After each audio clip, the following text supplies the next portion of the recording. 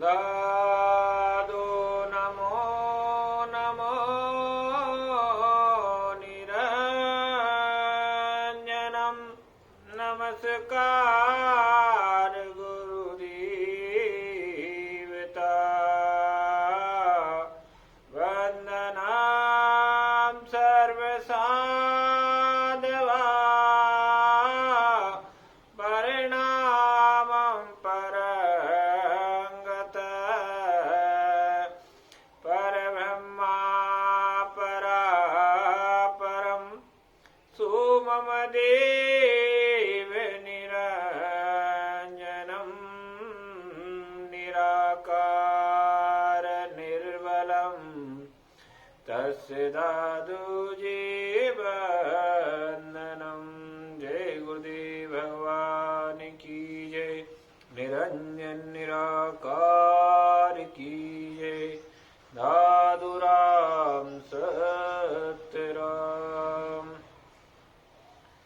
भक्तजनों, गुरुदेव दादू जी महाराज के चरणों में कोटि कोटि प्रणाम करते हैं और फिर कथा में पुनः प्रवेश करते हैं।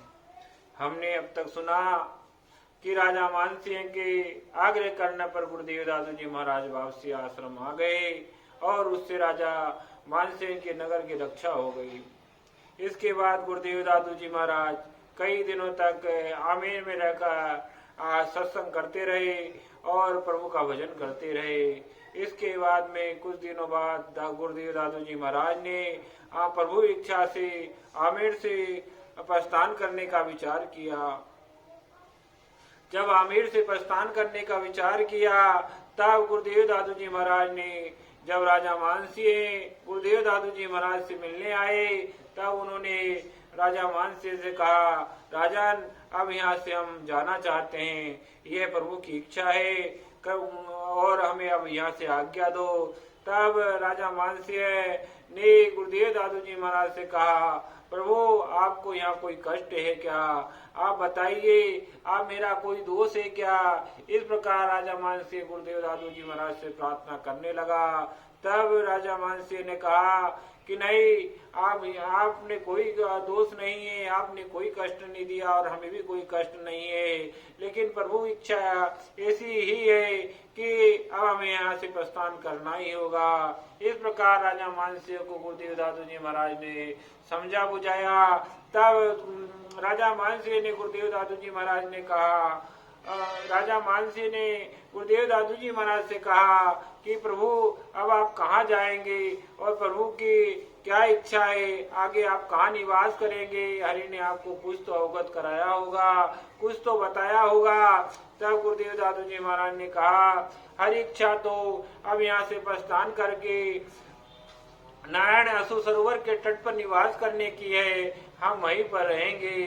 तब राजा मानसिंह ने गुरुदेव दादू जी महाराज से पूछा, प्रभु ये नारायण असु सरोवर कहाँ है और महाप्रभु ने आपको निवास करने के लिए क्यों कहा है, वही स्थान क्यों नियुक्त किया है? इस पर गुरुदेव दादू जी महाराज ने कहा कि नारायण असु सरोवर नारायण तट पे है। तब राजा मानसिंह ने कहा कि प्रभु नारायण सरोवर का नाम नारायण सरोवर क्यों पड़ा और ये नारायण ग्राम कैसे बसा? तब गुरुदेव दादू जी महाराज ने नारायण सरोवर के बारे में वर्णन किया कि एक समय की बात है जब दैत्यों का प्रभाव बहुत बढ़ चुका था और सभी दैत्य आतताई हो गए थे। देव दानव सब धर्म की सत्ता जाती रही और अधर्म सत्ता पर स्थापित हो गया। जब देवता इधर उधर भटकने लगे तब भगवान शंकर की शरण में गए। तब भगवान शंकर ने उन्होंने हरि को पुकारने की प्रेरणा दी। तब हरिणी को पुकारने की प्रेरणा देने के बाद सब हरि को खोजने लगे। कोई कहता है कि वैकुंठ चलो, कोई कहता है क्षीर सागर में चलो और कोई किसी ने कहा कि हरि इस समय तो बाली के यहाँ मिलेंगे क्योंकि इस समय ये काल बलि के यहाँ का है। तब सभी ने विचार किया। तब ब्रह्मा जी ने देखा कि भोलेनाथ तो चुप बैठे हैं।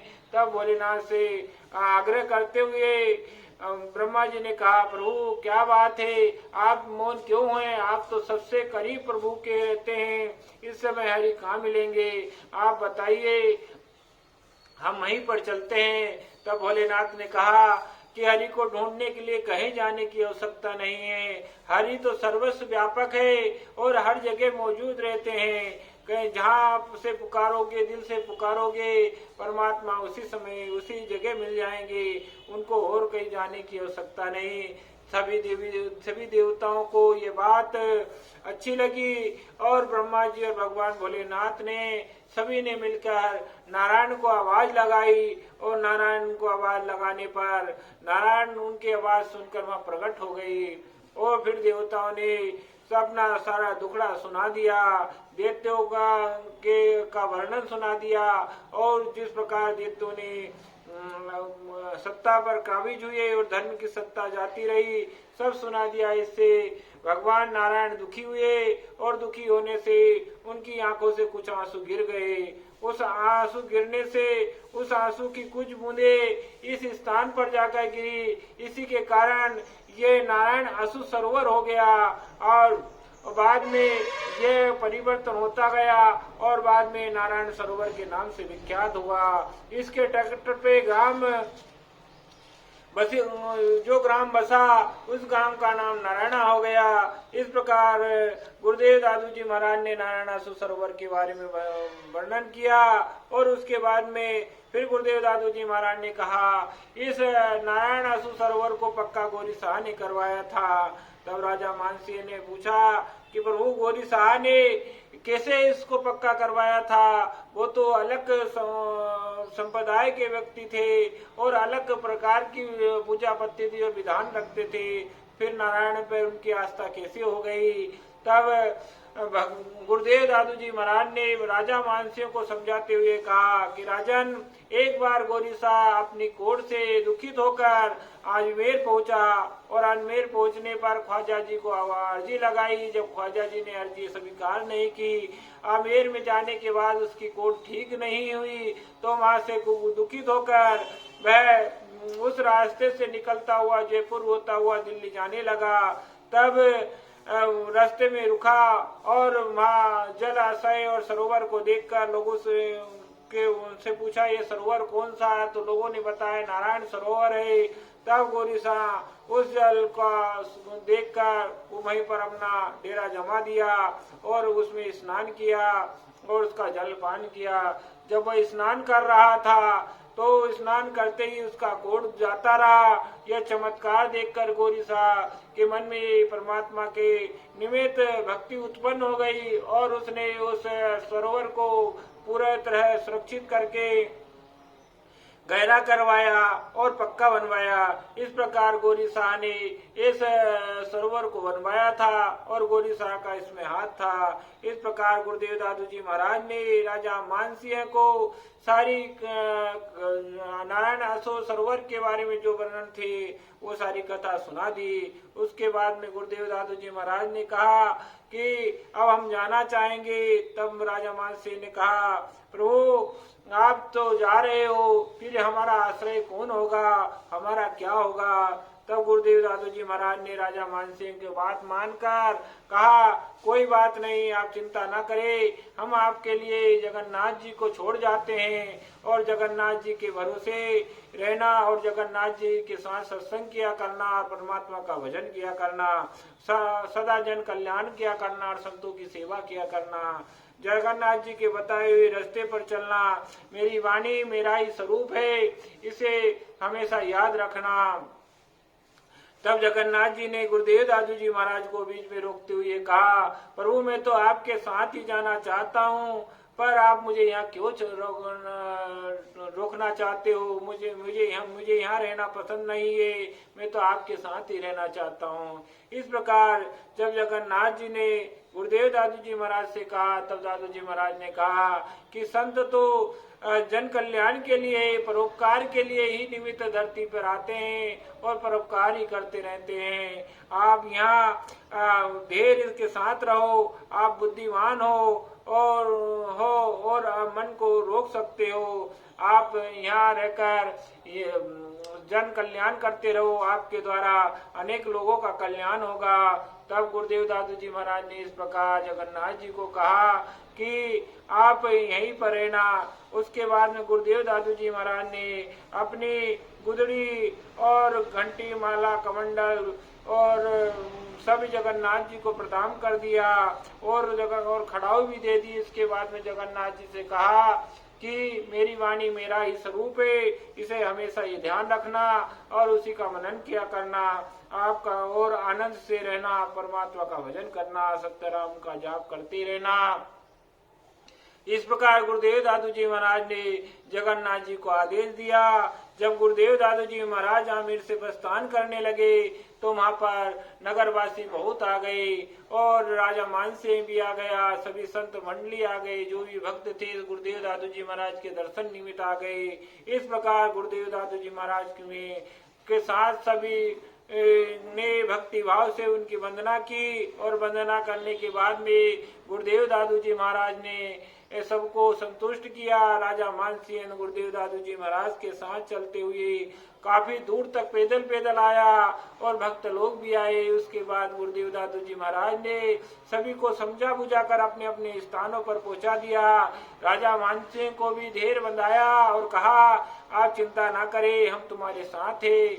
जगन्नाथ जी के पास जाकर आप परामर्श लिया करना, आपका कल्याण होगा। आप संतोष के साथ जाइए और परमात्मा का भजन करिए, जन कल्याण करिए। इस प्रकार गुरुदेव दादू जी महाराज ने राजा मानसिंह को कहकर भी अपने नगर को पहुंचा दिया और गुरुदेव दादू जी महाराज अपनी भक्त मंडली के साथ आमेर से प्रस्थान कर गए। सन चेत शुक्ल द्वितीया विक्रम संवत 1650 को गुरुदेव दादू जी महाराज ने आमेर से प्रस्थान किया था। इस प्रकार गुरुदेव दादू जी महाराज और आमेर से प्रस्थान की लीला का मैंने वर्णन किया। आप लोगों से यही आग्रह है कि इस कथा को ज्यादा से ज्यादा सुने और सभी लोगों तक पहुंचाए। गुरुदेव दादू जी महाराज की असीम कथा बहुत संत कथा और भक्ति कथा से परिपूर्ण है। गुरुदेव दादू जी महाराज की कृपा आप सभी पर बनी रहेगी। इसी के साथ में मैं अपनी वाणी को आप विराम देता हूँ। लाइक सब्सक्राइब कमेंट करना और इसे शेयर जरूर करना। कमेंट में दादू राम सत्यराम लिखना।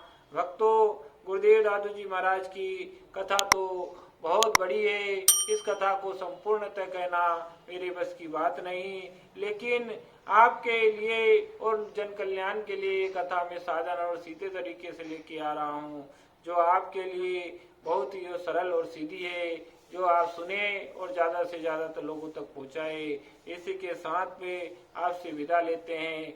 आगे गुरुदेव दादू जी महाराज की कथा और चलती रहेगी, अब नए भाग में सुनेंगे। इसी के साथ राम नाम निज ओस दी, काटे कोटि विकार, विषय व्याधि से उबरी,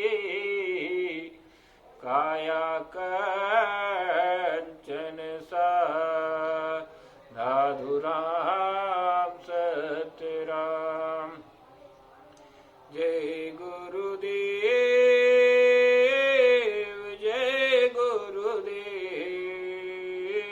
जय गुरुदेव, जय गुरुदेव, जय दादू देव, जय दादू देव, जय दादू देव, जय दादू देव, जय गुरुदेव, जय गुरुदेव। दादू राम सत्यराम सत्यराम, दादू राम, दादू राम सत्यराम सत्यराम, दादू राम, दादू राम सत्यराम सत्यराम, दादू राम, दादू राम सत्यराम सत्यराम, दादू राम, दादू राम सत्यराम सत्यराम, दादू राम, दादू राम सत्यराम सत्यराम, दादू राम, दादू राम सत्यराम। सत्यराम दादू राम सत्यराम। जय गुरुदेव भगवान की जय। निरंजन निराकार